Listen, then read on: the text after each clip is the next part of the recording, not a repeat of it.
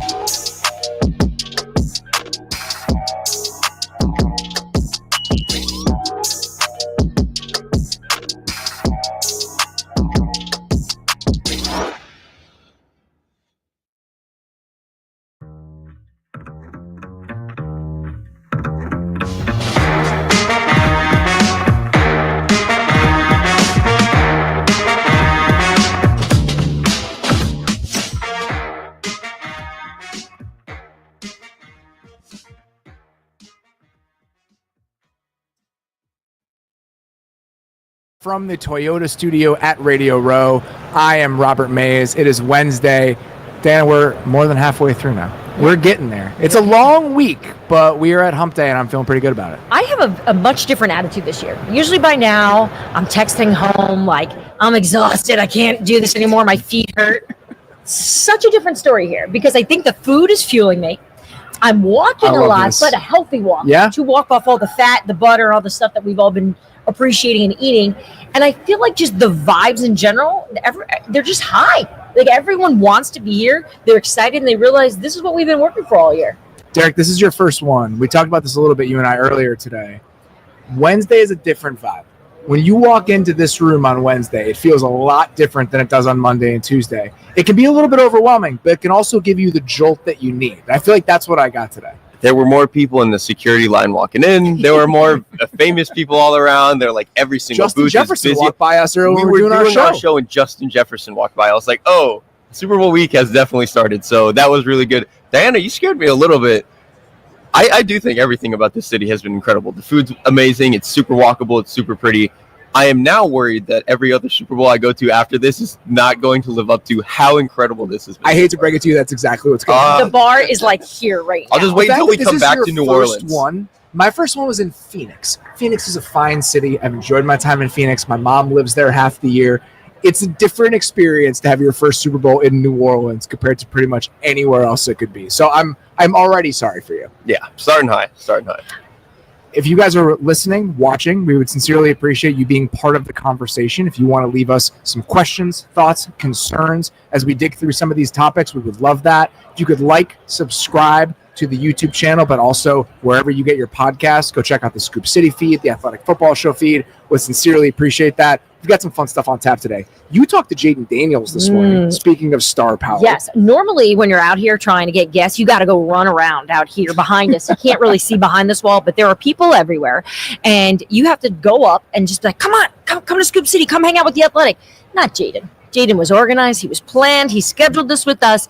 And, you know, the Commanders have done a really good job this season keeping him away from the media as much as they can, as much as they possibly could when you have a player. A rookie superstar quarterback. Correct. That has transformed this entire organization in this city. A lot of our requests during the year were turned down.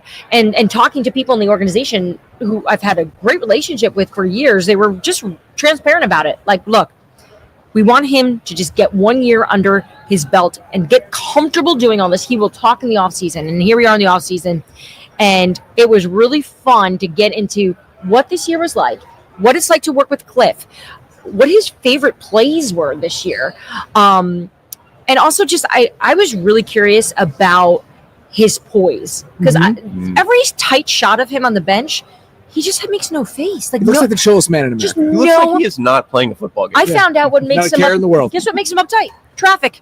That's what I found out today. So I now relate NFL more to players, Jayden they're Daniels. just like us. they're just like us. So yeah, it was really cool to talk to him.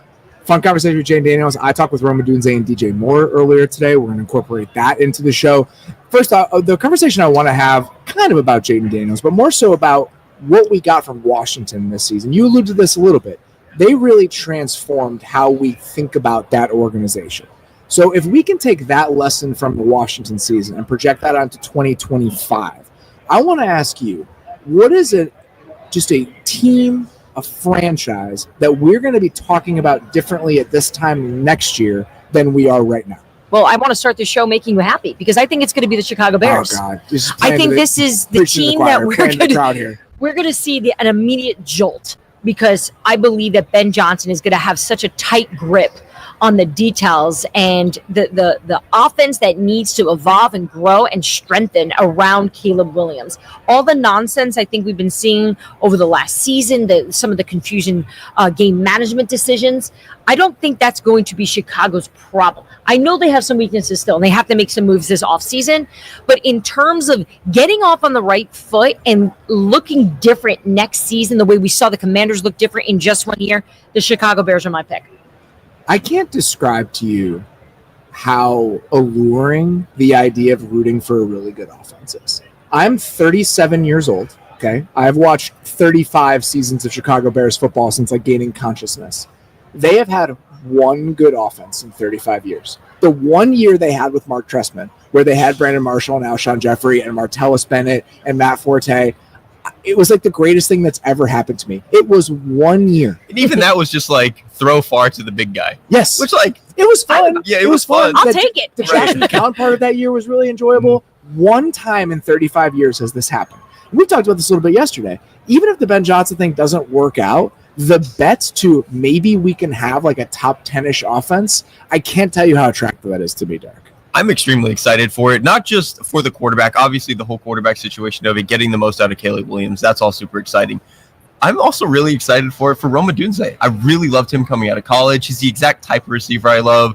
Big, long, mean at the catch point, willing to throw a block. I think this is the perfect offense for him. So the fact that obviously I think it's going to be good for Caleb, but also for the other young players around the building and around the offense, couldn't be more excited. So if Dianna's is the Bears, who is the team that you feel like you're going to be thinking about differently when we're sitting here a year from now in San Francisco? I'm going to double dip from what I did on Monday, what I said 8 different times on Monday. I really think we're going to think differently about the Raiders. I believe that's also my answer. I believe in Pete Carroll a lot, and for a number of reasons. Obviously, Pete Carroll's resume has been incredible. It's really, really good.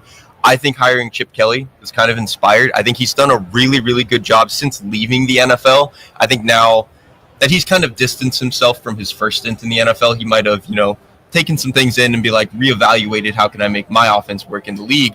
And then I thought keeping Patrick Graham as the DC was actually really inspired because you saw Pete Carroll try to incorporate some of the too high, throw some more blitzes type of stuff that Graham would like to do into the later end of his Seahawks tenure. Just never quite worked. I think Graham is a spectacular mind for Pete Carroll to be that Raiders defense was kind of good. Let's actually just keep this along here. So I really believe in what they've got going. I feel like we're going to misremember the end of the Gruden era because of how it ended, right? It ended in such a messy way. But in the moment, I don't know if you feel this way, but in the moment, I actually really enjoyed watching those teams. It was a put-together offense. They were were exciting on offense. I thought that there was an identity, there was a vision for who they wanted to be. And then that was obviously yanked out from under them. And then I really think they struggled over the last few years to be like, what is the right path forward? They wanted to go the Patriot way. That didn't work. You flame out. Now it's like, okay, we have this player-friendly coach that we liked, and maybe we try to steal some of that energy, but that didn't really have the runway that we want. I think that bringing Pete Carroll in, there's a level of stability that you hope for, but some of the issues with Pete at the end in Seattle, I feel like there wasn't a lot of creativity and there wasn't a lot of forward-thinking decisions.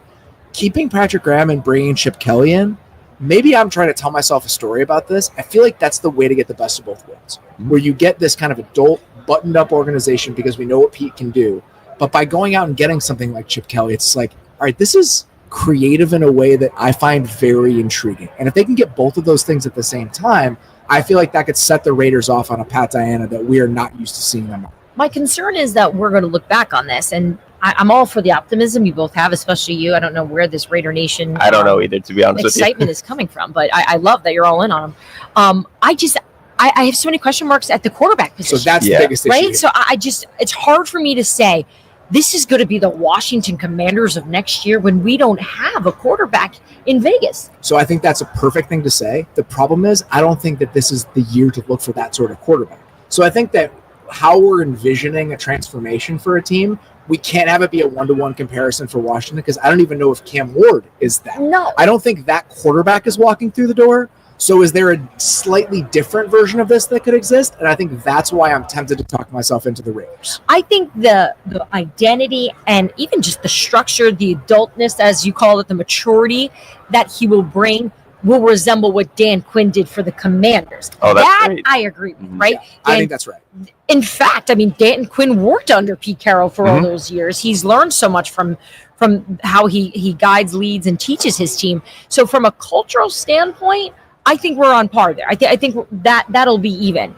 I just don't know if they're going to have as much success. I don't think we're talking about the Raiders playing in the AFC Championship. Oh, no. I don't think it'll be quite like Washington. This was a Cinderella story. If you want the Washington thing, I think you're going to be left disappointed. But again, if it's about reframing the conversation and about the way we conceive of the organization, the direction of where they're going. And even if we want to take it a step further, there may not be a new quarterback, and the owner in Vegas is the same, but the shifting ownership, what Tom Brady is doing there, just the way that we're thinking about how this team stacks up to the rest of the league. Are they on par in terms of the decisions, the ambition, how buttoned up everything feels? I really do think that they might be on that path. Like Pete Carroll, I don't know if it's the best 10-year plan that you could have, but I think it's a very good 2 to 3 year plan. And I'm hoping that we see that. Fix to turn this around. As much as you hear owners all the time say we need to win now. We see a John Mara coming out publicly. It's got to be. Vegas here has a chance to set themselves up in a position. And look, let's hope it's Pete for the next 5-6 years because that means they're having success. But there's probably a chance here where he just raises the level of that organization collectively, where you can feel optimistic for them. I want to hear about you guys and what you think is the team that has the best chance to change the way that we're talking about them. If you want to leave some comments and thoughts in the chat, we would really appreciate that. Right now, we are going to get to the conversation that you had with the man who changed the way we think about the Washington football franchise. Let's get to your discussion with Jayden Daniels right now. All right, joining us now, Washington Commanders starting quarterback after having a magnificent rookie season. Jayden Daniels joins the show. Before we hop into all things football here, I want to just talk to you. I know you're a Lakers fan. Yeah. Lakers making moves in the NBA. They trade for Luka Doncic. What'd you make of that trade? I was surprised. I didn't believe it at first. But I mean, selfishly, I'm happy. I mean, we got Luka. Obviously, everybody see what he done at such a young age, so I'm excited. Come on, you don't think that's weird? Why would the Mavs deal him? Hey, I don't know. I asked the same question, but I'm not complaining, man. I'm trying to go to the Laker game real soon. Right. So, all right. So you got this first year under your belt, and it's so difficult to figure out how that first year is going to go. But you seem to have so much success because of your poise. Every shot we would see of you on the sideline, it's like you don't even have blood pressure. You have no pulse. Nothing shakes you. How do you stay so poised? I just stay in the moment, stay present. I don't worry about the play that happened before. I don't worry about the play that happened or the next play. I'm just trying to stay present in the moment. What gets you going? Like, are you one of these people when you drive and you're in traffic, like you get angry? Like, what gets you, like, outside of just being so smooth and cool all the time? Like, what's annoying to you? What's the? There's a lot that's annoying to me. I can't air that out. But I'll just say what gets me there. You know, kind of when people just talk to me like kind of crazy. They trying to get me out of my character. Oh, so they test you? They test me. They test me. They think they could get me out of my character. But I mean, I talk some trash here and there. Like players on the field, or like fans in the stadiums? A little bit both. Yeah, I'm sure those Philly fans were saying really nice things to you when you were there. They actually left me alone. They left me alone. Detroit fans were talking the most to me. Really? Yes. What did they go after? What did they say? I don't know. Like I just hear it, and like they keep going. So they try to get a reaction, but I kind of just laugh it off and turn around and smile. Yeah. Going back to the draft, Nick Saban went on the record to say that you were the most NFL ready quarterback. Why do you think you were the most ready? I mean, that's high praise from Nick Saban. Playing him twice, so I mean, it's a lot of respect. But I just think for me personally, just going out there and just how I work. Everybody in that draft, I don't think you could have went wrong with who you picked in our draft class as far as quarterbacks. Your running ability is such a big part of your game. But what I've noticed is you've just done such a good job protecting yourself. Yeah. So what is going through your mind when you're gaining those yards and you're running it and you're putting your body out there to take shots? I think it's a fine line. Situation like the moment of the game. If we're down or like it's a big third down conversion, I have to go put my body on the line. That I will. But if it's early on the game, tie game, it's like okay, you got to think about you got to play 17 games, and then hopefully more. So you got to be available for that. How would you describe Cliff Kingsbury as a play caller? When people ask you about him, how do you say it? Very creative, and he wants the best for his players. There's times that throughout the week, man, I'll send Cliff some stuff like I think this is why I worked this week, and he'll put it in or he'll show me stuff, and it's like, how did you even come up with that? And Cliff, when he watches film, man, he watches like all 32 teams. And what they did. So Cliff is crazy. For people that have been trying to figure out what it is about your relationship that works for you and Cliff, you obviously have tons of respect. You understand his experience, his intelligence. What do you think he did well, though, to put you in the position that you were in this year to make this transition look really smooth? Man, I think we just had answers for different stuff. Passing wise, we had answers, or even in the run game. With RPOs and stuff like that. But in the pass game, man, we had answers for the different coverages they might show us. So it was like, man, if they want to go cover 2, we have an answer for this in this concept. And he just gave me the freedom to go out there and just beat me also, which was a big thing. Whenever we talk about quarterbacks having success, we always refer to what their coaches are doing to put them in that position. And one of the things that we praised Cliff for was the fact that he was taking some stuff from LSU for you. Right. Yet you see other coaches don't do that with their quarterbacks. It's like, why would you not give them something they're comfortable doing? How much is that part of what made you feel ready because you ran so much of the stuff that you've done before? Yeah, I just think just the ego, like nobody in that organization or anything had pride or ego. Like Cliff was like, man, no, this is my offense. This is how I ran it. This is the scheme I'm doing. It's like, man, nah, he's open to, if anybody has suggestions, he's open to what we do best. And that's kind of the thing that he wants us to go out there and just play our best. Well, he told me that you once, I think it was in the preseason, you were like shooting him a text about what play you wanted to run in the opening drive, right? It's your rookie year and you're already telling the coach what you're going to do. And he's like, yeah, we're not doing that. I think you actually wound up doing it, though. I think you did. You won. All right. So that being said, I feel like you have this natural need and want to maybe be an OC, right? Because, you're a play caller yourself. So let's say you are Andy Reid and you are the OC in this, or Matt Nagy, right? In this Super Bowl, all right?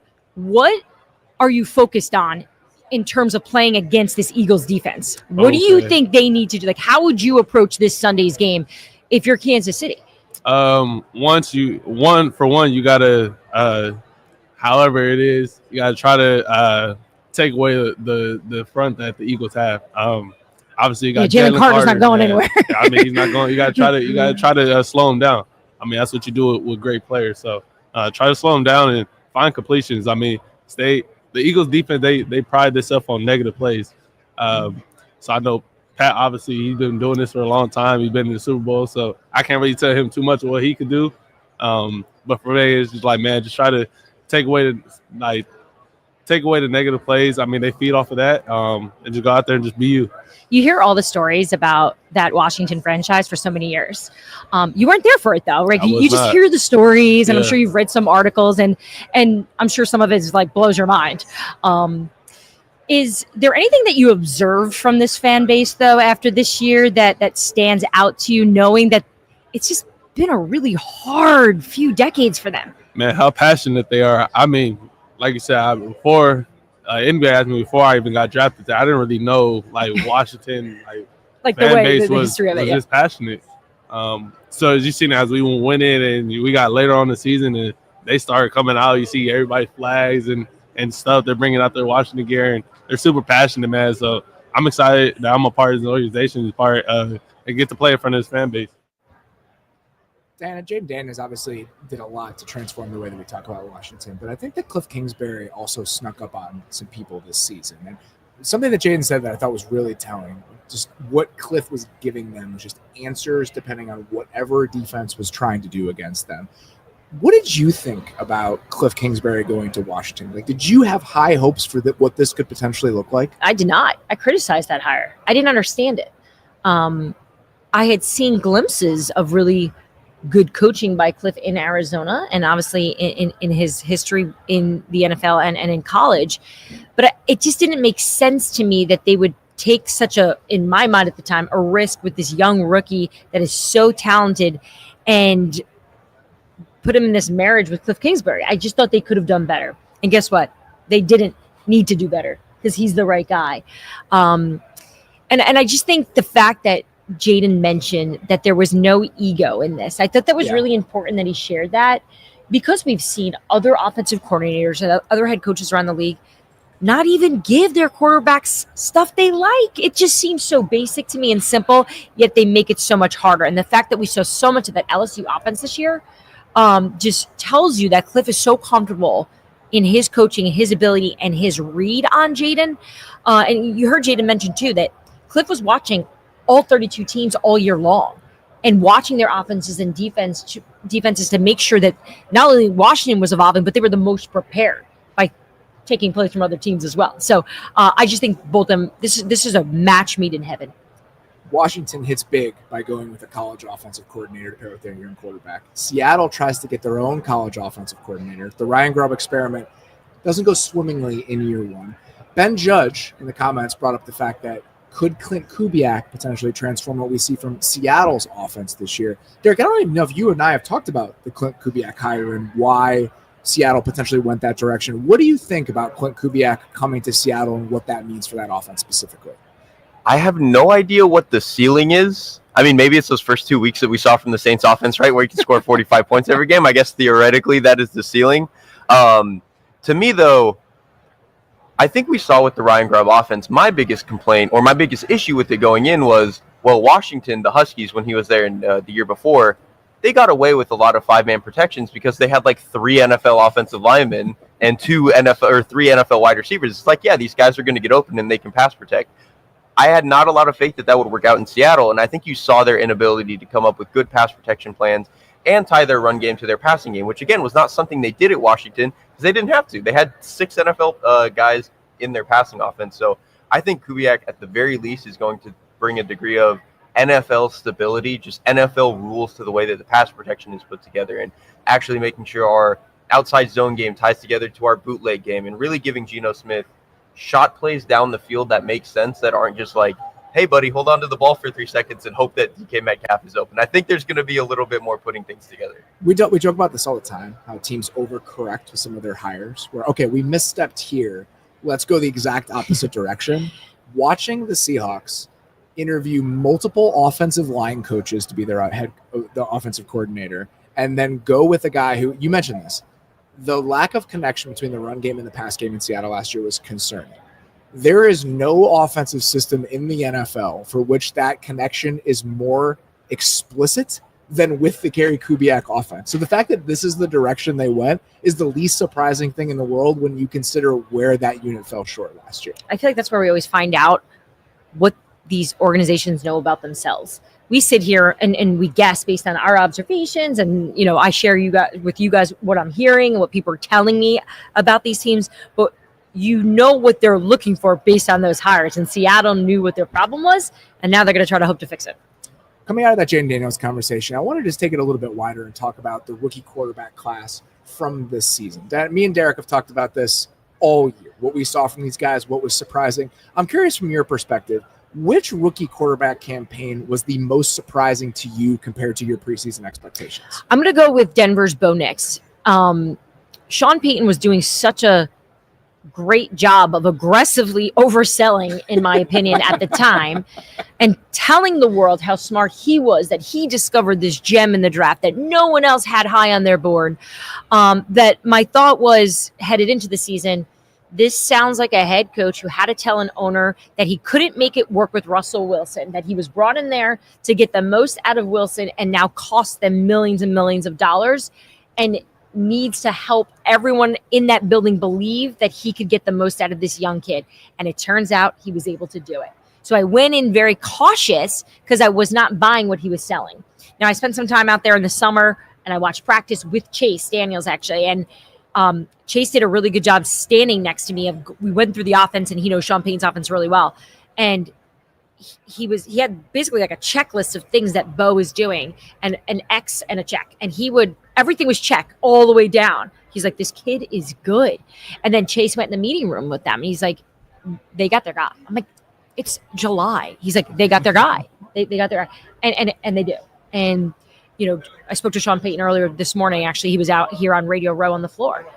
And when you ask him, how are you doing? He does not say, I'm doing well. My wife and I or my family. No, he goes, how great is Bo?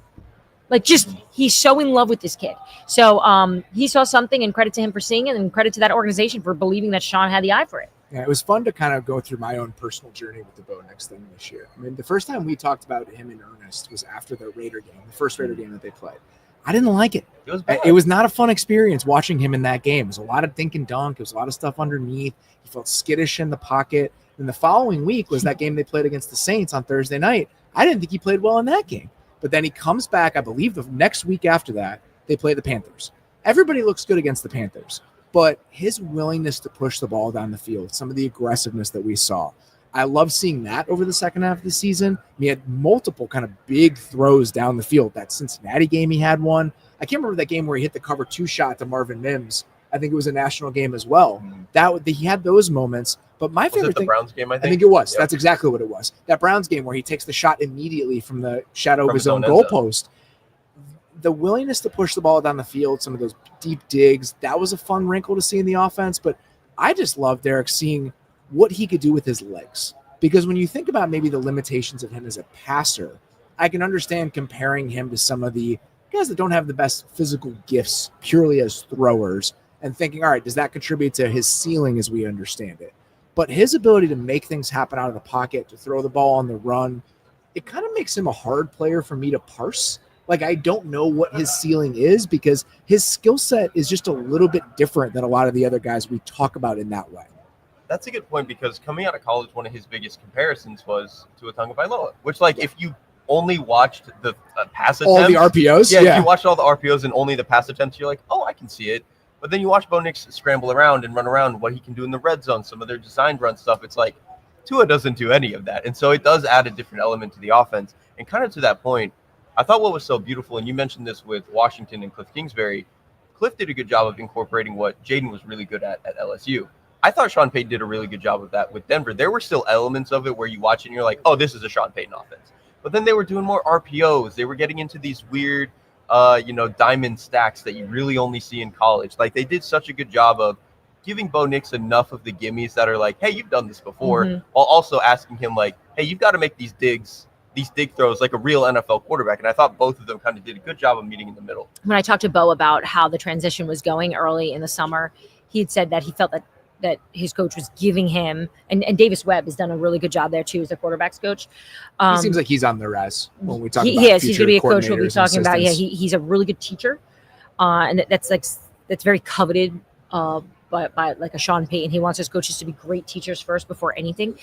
And Davis was even explaining to me that Bo does a really good job of understanding and studying, but they were giving it to him slowly. They weren't fire hosing this Sean Payton offense, knowing how complicated it is. Drew Brees will attest to that. The one thing that I thought was really funny was I actually saw Mark Ingram today, and I said this jokingly. Was not expecting this answer from him. I said, hey, when's Peyton going to stop with this running back by committee thing? When is he just going to pick one running back, like we're seeing all these offenses that are playing in the Super Bowl, and roll with him? He's like, who are you talking to right now? I've been saying, look what he did to me in New Orleans. He never just let me be the guy. It was always, Sean never just picked one guy. The best version that we saw, the run game, was probably with Mark Ingram and Alvin Kamara together those years. What was their nickname? It was like Boom and Doom, or they had some great names together. But I just don't necessarily believe that Sean Payton's ever going to peel off that. He's always going to go by running back committee. That's just how he sees that position. He loves his tight ends. He loves his quarterback. He loves his receiver. That's just not how he runs his offense. I want to ask you about Caleb Williams because, I think that Derrik is probably more optimistic than I am, where he's putting some of the lowlights in Chicago's offense on the supporting cast, the play calling, the infrastructure. I'm so scarred that I'm not willing to just write it all off because nothing good can ever happen to me with the quarterbacks who play for that franchise. When you talk to people around the league about what we can expect from Caleb Williams in better circumstances next year, do you feel like there's a general sense of optimism about what he is still capable of? 100%. And it is without a doubt the most common question I ask in just general conversations. What do you think of Caleb? How much has your opinion changed of Caleb? Talked to tons of coaches and GMs at the combine about Caleb. Remember, sure, number one, very few coaches said to me that they thought that Jayden was better. They said it, but at the time, as you guys recall, it was all Caleb. And most understand that. I mean, just look at the example we gave, or at least Jayden gave, about Cliff giving him an offense that he's comfortable running. Chicago never did that. There were actually little blips of it towards the end of the season where I was like, oh, why weren't they doing this all year? This is exactly what he's comfortable running. They were forcing a pro-style offense in Chicago, and I think everyone around the league saw that. They knew it. And I don't think Ben Johnson's going to shove that down his throat. I think Ben Johnson's not going to go there and do what Ben Johnson wants to do. He's going to play into all the strengths of Caleb, and already they're off and running if that's the philosophy there.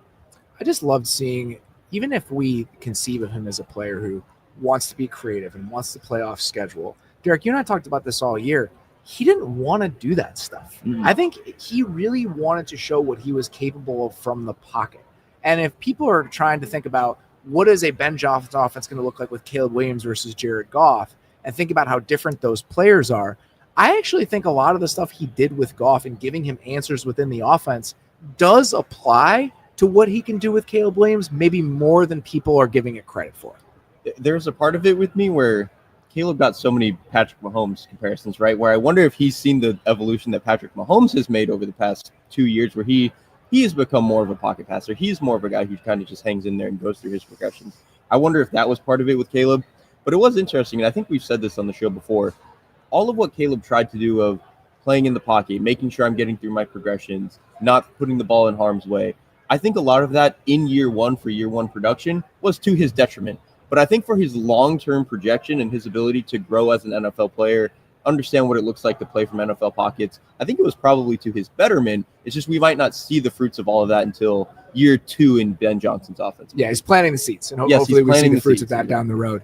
We're going to talk about Drake May in a little bit with another segment that we're doing. So there is some Drake May conversation coming. But Moises Flores brought up a good point about this quarterback class specifically in the chat. We've already seen a ton from Jayden Daniels. I think there's collective optimism about what Drake May and Caleb Williams can be. Bo Nix was so much better than we expected. Michael Penix had some flashes early on, and we still haven't seen J.J. McCarthy. If McCarthy is a decent quarterback in Minnesota and Penix just continues on the trajectory that he's on now, we have a chance to potentially be looking at one of the greatest quarterback classes we've ever seen, Dianna. I talked to Jayden about that today off camera when he was just walking off to his next interview. Because I asked him, who are you close with of this young class here? And, because I said, I'm like, this class is nothing like you guys. It's night and day. He said he talked to Michael Penix a lot. I said, yeah, I was really surprised Atlanta took him. He's like, yeah, I was too, but I'm not surprised that he went that high. He's that good. And I always think when your counterparts know that and see it, they're telling you the true story there of like, yeah, he's really good. And I'm not saying he's not. I'm not doubting him. But I'm looking forward to seeing what Atlanta and Zach Robinson are going to be able to pull out of him so we can see it, because everything we had heard and even the glimpses that we did see towards, in the middle of the season told you that there's something there. They just now have to build this offense into his strengths if they decide to move on to Kirk Cousins, which I think that's the conversation we're having here, right? I don't want to have a conversation that's like, oh, well, what are they going to be with Kirk Cousins? It appears that's going to be the next step for Atlanta. We talk all the time about how young quarterbacks are failed as often as they fail. And it's really about who you're paired with, what sort of situation you're in. If you look at all 5 of these guys, now that Caleb Williams has Ben Johnson, Jayden has that situation in Washington with Cliff, which you talked about, is so much better than we expected. Caleb Williams now has Ben Johnson. I really like a lot of the stuff that Zach Robinson did. They have really nice pieces down there.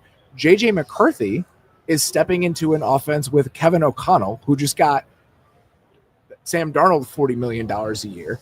And Bo Nix has Sean Payton.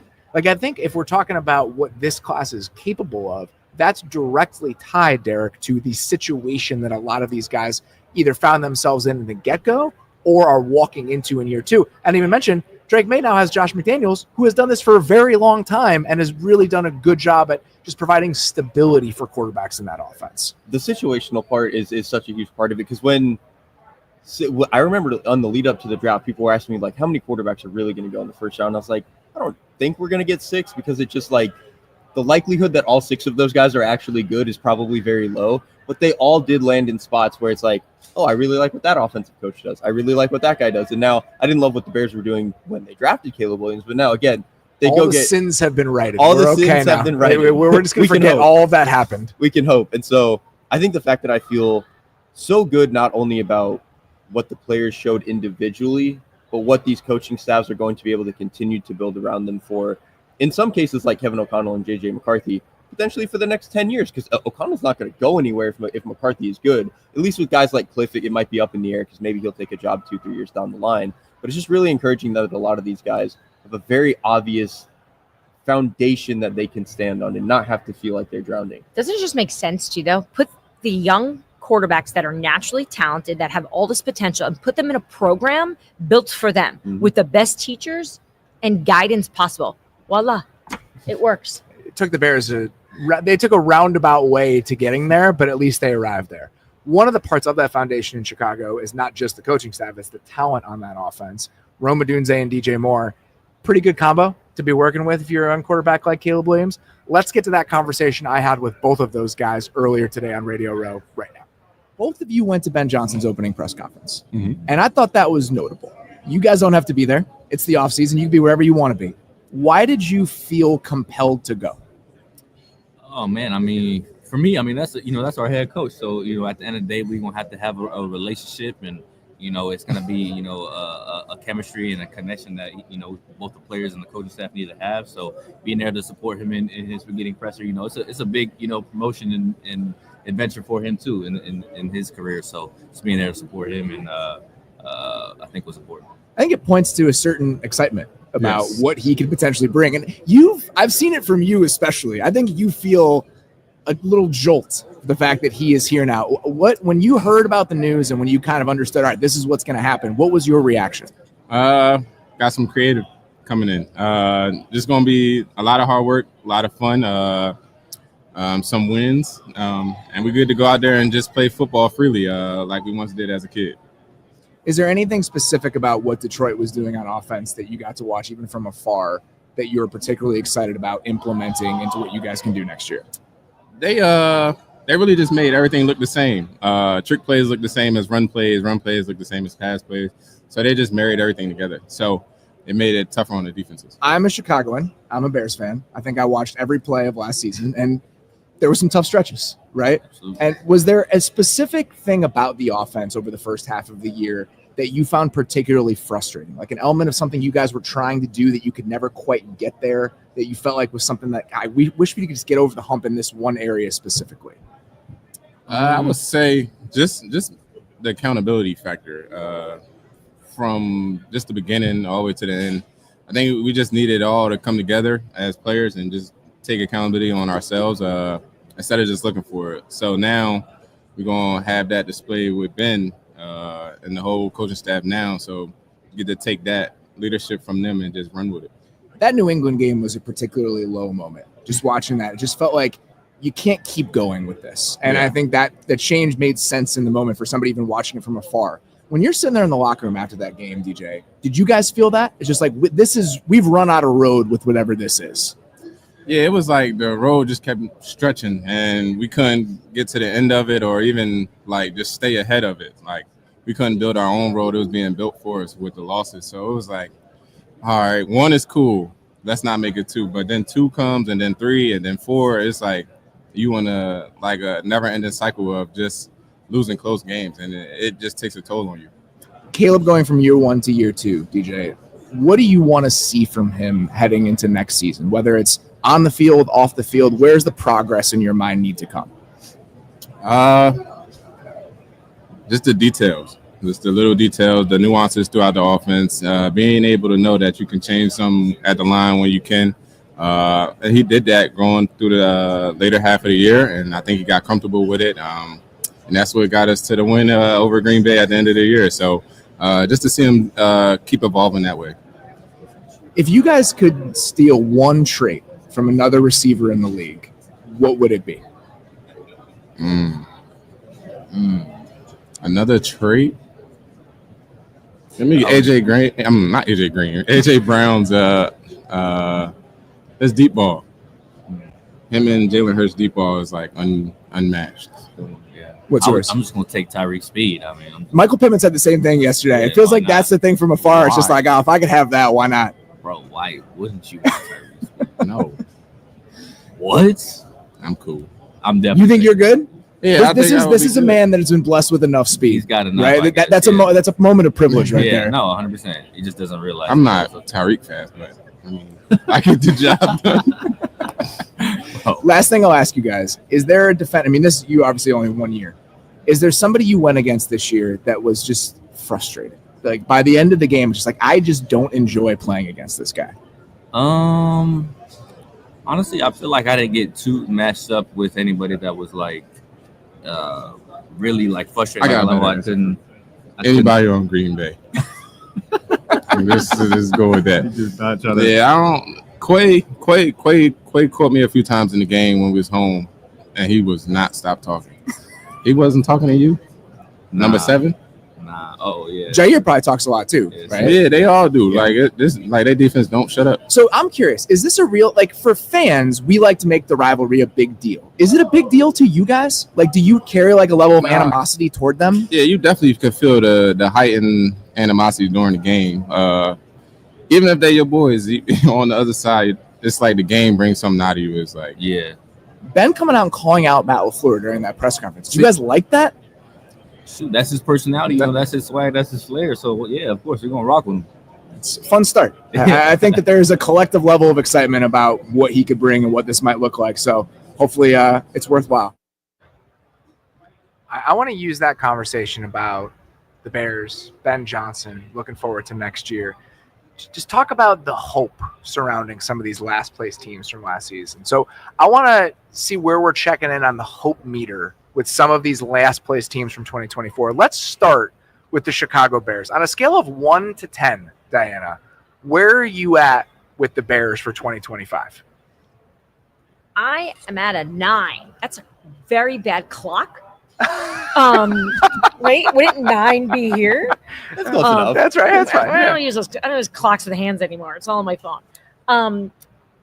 I am obviously we've talked about how optimistic I am just because I think of what Ben Johnson's going to be able to bring and how much confidence Caleb Williams is going to get from this. It may take a little time initially to sort of adjust to what he's going to be able to bring, but I think we're going to get the best version of Caleb as soon as this starts to sink in. Derrik, where are you at on the Bears? Scale of 1 to 10. It's very sloppily written 8, but it's not. Apparently none of us can write numbers. I listen. There's a reason we have keyboards now, so that part of the equation is completely off the table. For me, it's not just the offense. Actually, I was so inspired by the Dennis Allen hire on the other side. That to me is where I probably would have been at like a 6.5 if it was just Ben Johnson. Not because I don't believe in him, but it was just like the offensive line needs a lot of work. we're not 100% sure what we're going to get out of Caleb. But me looking at Dennis Allen with some of the talent they have on defense, I'm like, okay, I'm pretty bought in here. This is annoying because I have all the exact same points. I'm going 7.5 on my hope meter for the Bears again because I'm very scarred. Correct. I think the two areas of concern for me are trench talent on both sides of the ball, right? They just don't have enough difference-making pieces. When you saw, we're going to go real deep here. When you saw Andrew Billings removed from the Bears defense last year, Andrew Billings is a nice player. It shouldn't look night and day when you take Andrew Billings out of the equation. And that's what it was for the Bears defense. So that's on that side of the ball. They have 3 top 40 picks. It's apparently a good draft for defensive linemen. They need help there. They need at least 2, maybe 3 new offensive linemen. So if that's the foundation of your roster, they need to build back up the foundation. And like you said, I'm optimistic about what Caleb can be. There are still enough things I saw last year that give me pause. The clock, the internal clock that he plays with in the pocket. And then the other thing that you and I talked about a decent amount this season, Derrik, the deep ball accuracy was concerning. Like if you look at the numbers, he was the least efficient deep passer in the NFL by a wide margin. If you're playing with more confidence, does that help? If you're playing an offense you feel better about, does that help? But that still is in the back of my mind. A little bit, all of it's connected. It's all connected. So I think once we start seeing what Ben Johnson's going to be able to do mentally for Caleb first, because to me, that's his biggest challenge headed into Chicago of and I'm not saying that Caleb is messed up. Sometimes we see these quarterbacks get really flustered and they lose their sparkle. I don't think it's gone. Not enough time has gone by. It's just one season.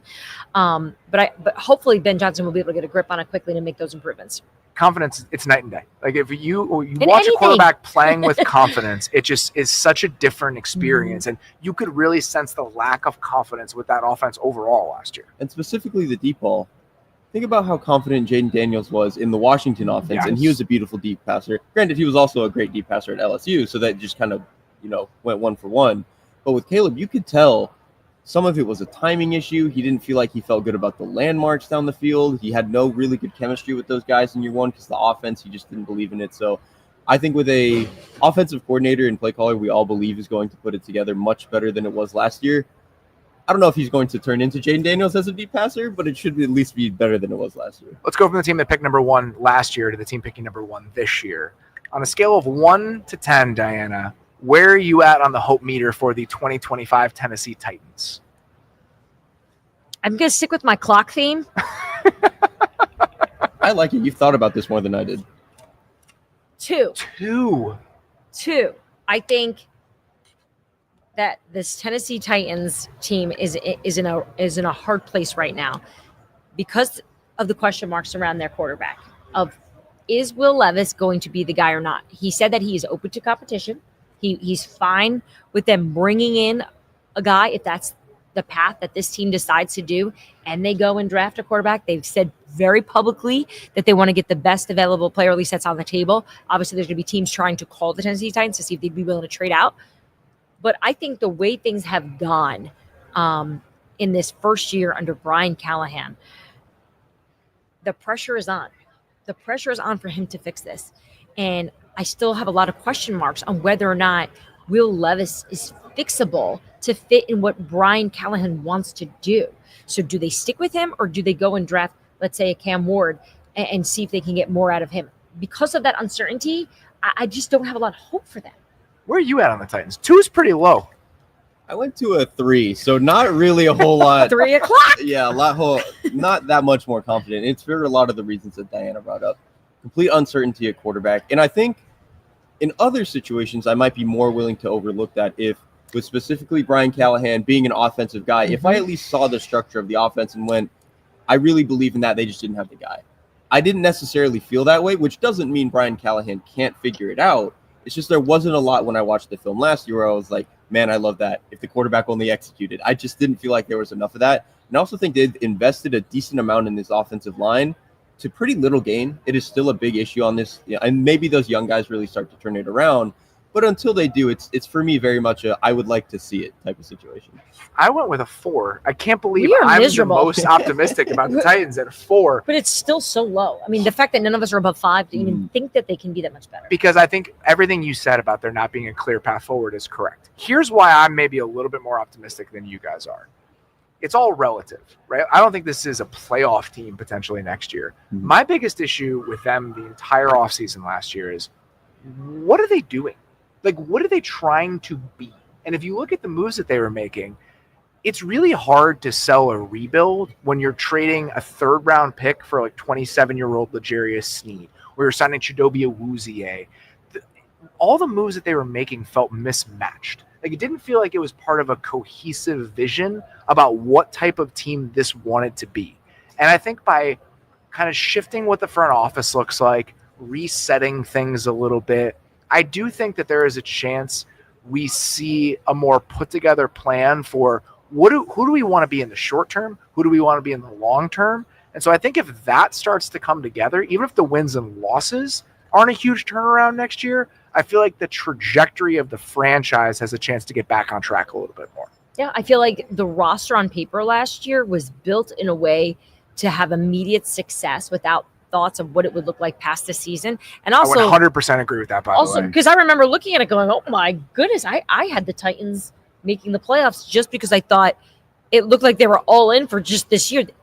But they are the example almost of what not to do when you have the money to spend. They were in rebuild, and Brian Callahan and Rand Carthon were given the keys to build it. And they didn't build it. They didn't build anything strong, at least. They built something. It just made of straws. So now they're essentially going to have to start this thing over again. Mike Berganzi from Kansas City, the assistant GM there, takes over as the general manager. And he's going to obviously apply a lot of the philosophies that you see in Kansas City and how they build. And as we know, because they're so successful, let's just say outside 15, you've seen them make over this defense year in and year out. As much as Spags is such a fantastic coach, and he is, on the talent side, Brett Veach has done a really good job of not being the same every single season. Yeah. And I think hopefully some of that will apply when they're trying to build this. Let's talk about another team in the quarterback market this offseason, the New York Giants. Derek, on a scale of 1 to 10, where are we at on the hope meter for the 2025 New York Giants? Oh, man. I'm going to stick with the same number. I'm at 3. And for me, it's a lot of similar reasons, obviously. I do think at least there have been other times in Daboll's career where I'm like, okay, the offense has been really cool. So there's a shot that he can get back to that. I just think the offensive line as it is right now is very bad, and they're going to have a lot of issues. We still don't know what's really going to go on at quarterback. And I thought the defense this year was actually supposed to be – I thought they had a chance to be decent. And I think the front, especially once Dexter Lawrence went down, wasn't quite as dominating as you want. A lot of the young pieces in the secondary didn't quite take the step that you want. So there's kind of a huge range of outcomes for them, actually. There's a lot that could go right. It's just they would need to string like 8 different things together to go perfectly. And if one of those doesn't hit, it feels like it's not going to connect. Oh, there's no 0 on a clock, so I just went with the clock. You are really down on this team. I have a lot of questions about the New York Giants and the direction. It seems like you have answers. I don't have the answers. Nobody wants my answers, but I will offer my opinion of them. I can identify problems. I'm not a problem solver. I'm really quick to be like, that's not good. Honestly, John Mara is the same. Yeah, so right. You guys are in the same boat. And look, John Mara's part of this, actually. It starts from him because of how I know the season is going to go in terms of the pressure that this team is going to face, knowing that ownership is not happy. They stuck with this because they didn't want to make the move. They didn't want to go through the process of looking like an organization that doesn't have focus and an idea of what they are. They don't want to be the Raiders, which credit to Mark Davis going, all right, like, this stinks, but look at them now. We started the show talking about the optimism we have for the Raiders just based on bringing in a guy like Pete Carroll. And this isn't a knock on Brian Daboll. This is the tandem of Joe Schoen and Brian Daboll has not been working, and they don't have the answer here. And so now we're going to see them all a little bit. They're going to overshoot. They're going to be a little bit more desperate in all their decision making, and that always takes us back to where we started, which was this isn't working. This isn't going to work. So unless they get this quarterback, which we know they're in for one, they're not changing their mind. They need to get a quarterback. I just don't know if the quarterbacks in this class are going to solve all the problems for the New York Giants. I went with a 5. It is You're like so you're too nice. So here's the thing. It's so appropriate that I was more optimistic than both of you about the teams that weren't the Bears. I was Yes. more That is pessimistic true. about the Bears, but more optimistic in general. I was at a 9 over there. I haven't gone up there since then. That speaks to my personal wiring. I'm going to try to talk you into the 5, okay? Okay. This roster Taking over the notes. last couple years did not have difference makers at the most important positions in the league, right? No receiving talent. Pass rusher was an issue. They've got some of those pieces in place now. They have Malik Neighbors. They have Brian Burns. Dexter Lawrence is a superstar type player. Andrew Thomas, if he comes back healthy. Those are pillars you can talk yourself into. I think one of the reasons that this team wasn't coming together over the last couple of years is what we got out of the quarterback. I am keeping the door open, at least a crack, to the idea that Cam Ward specifically can be a quarterback who's good enough to justify some of the other decisions that have been made. Brian Daboll has shown a capacity to put together a capable NFL offense. If they get a capable NFL quarterback to go along with the things they already have, to go along with a draft class that has some intriguing pieces, can this at least be a competitive team next year if Cam Ward is that sort of guy? I'm open to that being true. Unless Cam Ward has some physical traits and ability of Josh Allen. And we keep That's a fair point. we keep using this memory, and the further away we get from Buffalo, the more I wonder. And I think if we were to take a poll around the league to head coaches and GMs about Brian Daboll's ability, I think there's still confidence there. I do. I don't think they're as harsh as I've been. But I just don't have a good feeling about the entire organization top to bottom at this point, unless they hit a home run here and they get lucky. And for their sake, I hope they do. I don't think the Cam Ward thing is misguided. I just think for me, it's like, well, that would also apply to the Titans. And I still wouldn't. But I don't think the Titans are going to draft the quarterback. I think the Giants are hell bent on drafting a quarterback. They have to. I don't think the Titans are. I go back and forth. We should make a friendly bet on it. Of what do you think the Titans do? We've never talk about it from like a. I give you the information I'm hearing. You give it to me from an analyst perspective. But what do we really think? Like right now on the table, like we'll bet a good dinner. I don't think they will. You don't think they'll pass on a quarterback? I don't think they will take. I don't think they will either, because I think they're going to talk themselves into this being a longer runway, Mm-hmm. and then being like, we need to reset every aspect of this. Let's not push to make a decision we don't want to make. I think the Giants will have more urgency to make that happen. Yeah, all very smart answers without knowing anything, no information. No one's telling me this. I haven't asked anybody in Tennessee. I think they go quarterback. This is just my opinion because of the feeling that's there, which is that was so bad last season that how do we go back and try to make this work with the same quarterback that made this so bad? Last one here. Okay. New England Patriots, who already have a quarterback. Scale of 1 to 10, where are you at on the hope meter, Dianna, for the 2025 New England Patriots and Drake May? Okay. I'm at a 7 for the 25 season. I'm at a 10 for the 26 season. Ooh. Okay. And I have reasons. Really hedging here. Okay. Okay. 10's that's outrageous. See you guys in the Super Bowl. Where's the Super Bowl in 2 years? LA, I think. I like/love the Josh McDaniels hire. I think there's a lot of people around the league who was like, oh, come on, are we just doing the old thing again? I think Josh McDaniels knows how to get the most out of a young quarterback. He's been through this before. He understands New England. And the fact, and I understand that their head coach, Mike Vrabel, and Josh McDaniels have never coached together, but there is a language that is spoken with New England people.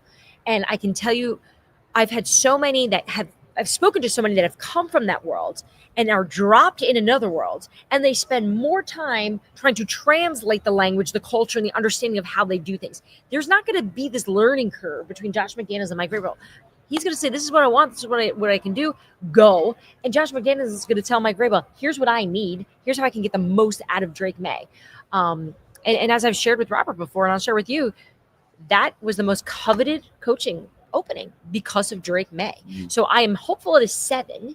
And I was probably being a little harsh because I am curious what they're going to do in the offseason with all this money. The roster is the biggest question. The roster is That's terrible. the They have so much work to do. I would argue this is the most important offseason that the New England Patriots have had in the last 15, 20 years. It's Elliott Wolf. Does he have the ability to really build this New England Patriots team? Where are you at, Derek? Scale of 1 to 10 for the New England Patriots hope meter for next year. I went 6.5, and this is for I love that Dianna did what you did with 2 separate numbers. Just for next season, the roster's too far away. Yeah. Like the offensive line needs too many pieces. They need at least one more guy catching passes. They have some interesting guys, but no, Drake May can funnel 12 targets to a guy, in one game. They don't have that right now. And defensively, I think they probably need a few more pieces and really to just retool it away from what the Belichick era was. I think it's just they had a lot of pieces that worked specifically because Bill was Bill. We should probably move away and start to recalculate there. So I think specifically for this year, they're going to be a little bit far away. But if you're asking me what is it going to look like at the end of Drake May's rookie contract, 10 out of 10. I'm so bought in on what it's going to look like. I'm a 6.5 right now. I'm a 7.5 if they get T. Higgins. That to me, I'm also there. I don't think they're going to do You that. don't think that they would do something I like think that? I think it's too much money for I But think what else are you going to spend it on if you're New England right now? I look at it as you have a new head coach who's trying to make it his own way. He doesn't have anyone on this roster that are, let's just call it his guys. Why not use some of that draft capital to go trade and go grab some guys that AJ Brown, Jeffrey Simmons, Max Crosby, find guys that can be the pillars of what your vision is compared to just drafting players or perhaps overpaying players that really aren't part of what it is that you're building. Do I still think they're going to probably have some blockbuster signings in free agency? Yeah. But that to me, it feels like that's the free agent signing, the blockbuster that's worth pursuing. Because a lot of the time when you get guys in free agency, I think he is because I don't think you have a pathway to a better option for Drake May. And I think the skill set aligns with what we want to see from Drake May. With these guys who hit free agency, the question is always, why are they available? With T. Higgins, I know why he's available. I know exactly why he's available. And I think being able to kind of tell myself, all right, he's the type of piece and the type of talent that we don't typically see at the market for this specific reason and this unique reason, that's why I could talk myself into it. Would you rather T. Higgins or AJ Brown? For Drake May specifically, yeah. T. Higgins actually. Honestly, AJ Brown is a better player. I'm not going to make the argument that T is better, but Drake is unbelievably willing to just be like, my guy's better. I'm going to go let him go catch it. And AJ Brown is obviously good at the catch point as well, but T. Higgins might be the best outside of Mike Evans, and I think it would just be a perfect marriage. And especially too, a lot of AJ Brown's value is run after the catch, that type of stuff. Not that any of the other guys on the Patriots are AJ Brown, but at least like Pop Douglas gives you a little bit of that. They kind of have that skill set. Yeah. They don't have anyone that's like T. Last thing I want to hit here, Matthew dropped a comment in for us talking about the AFC and maybe the next few years and the outlook in the AFC. Given where the AFC is and how loaded it is, Derek, would you rather be the Bengals or the Chargers for the next 3 years? I think I would rather be the Chargers. I think if we're just going to, this might upset some people, I realize that. Let's just put Herbert and Burrow, it's the same. It's a wash. Like, you pick whatever one you want. It's close enough. It's close enough that we can say that this is a wash.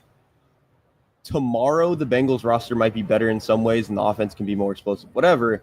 I really trust Jim Harbaugh's vision in general. And this isn't to say that, like, Zach Taylor stinks or anything. It's just Jim Harbaugh has consistently proven that he can get to championships and win championships at every single level of football. When you pair that with a quarterback who, to me, is top 5 and really even could probably even jump another tier if he really gets another. I think maybe if they shake up the offensive infrastructure and really give him some real receivers, I have a lot of faith in what the Chargers are doing right now. Where would you land on that, Dianna? Chargers or Bengals for the next 3 years? Bengals. I'm a huge Justin Herbert fan. And in fact, I felt like I was on a lonely island many times this season in my belief of him. And in fact, my co-host on Scoop City is also a big believer because he played with them and he knows him very well and intimately, and he knows his work habits. But what Joe Burrow has been able to prove, and this continued sort of chip on the shoulder for him to take this team back to the Super Bowl, I have more confidence that he's got that ability and poise to drag his team there. While I do love the idea of Jim and Justin together and what he's about to build, I think we'd all put our stock on Jim Harbaugh building a winning team. I think in the short term and in the next few seasons, I'd put my money on Joe Burrow getting back to the Super Bowl faster. I actually think I'm landing on the Chargers, and it's for a reason that we haven't mentioned yet. I have more faith in what the front office with the Chargers is going to look like over the next couple of years. And not just picking players, but the levers that they're going to be able to pull. I feel like we're really started to realize the restrictions on this Cincinnati team, how they can move money around, how aggressive they can be, how proactive they can be. And they're just operating under a different set of circumstances than a lot of these other front offices are. And what we already saw in one offseason from Joe Ortiz in Los Angeles, going into year 2, now you got some money to spend. Now you know what you are. I just think that they're better set up because they're going to have more things that they can tap into than Cincinnati is willing to. No, that's fair. Cincinnati has proven that they're not willing to spend that kind of money on certain players. They're so predictable. Obviously, we saw so many struggles that they had on defense, and granted, they improved as the season went on. They fired the defensive coordinator, Lou Anarumo, who was a head coach candidate, a hot name. He got a job in 10 seconds. He had multiple job offers, too, by the way, on the table. So the fact that the organization looked at this and was like, let's move on from the DC and just stick with this aging roster that needed to be rebuilt after that Super Bowl run. And they were bleeding it out with those salaries and just with those contracts and just hoping they can make it work. And guess what? You can't. And it's really hard to change the philosophy of a team like that if that's the way ownership wants to do it. I think for me, it came down, the last thing I'll say, it came down to, do I think the Chargers' path to fixing their offense is faster or the Bengals fixing their defense? And I think for me, it is unequivocally the Chargers' offense. I think that's a totally fair place to land, again, because of how aggressive they might be willing to use some of those resources. Okay. That does it for us. The Athletic live from New Orleans here on this Wednesday. To everybody who tuned in, really appreciate it. To everyone who asked a question, made a comment, yes, appreciate you guys spending the time with us. We are going to be back tomorrow with a loaded lineup. Eli Manning, Puka Nacua, Teron Armstead, Will Anderson. Me and Derek are going to be back here at 5 p.m. Eastern, running through all of those conversations and more from New Orleans. Can't wait to see you guys tomorrow. Appreciate your listening. We'll talk to you soon.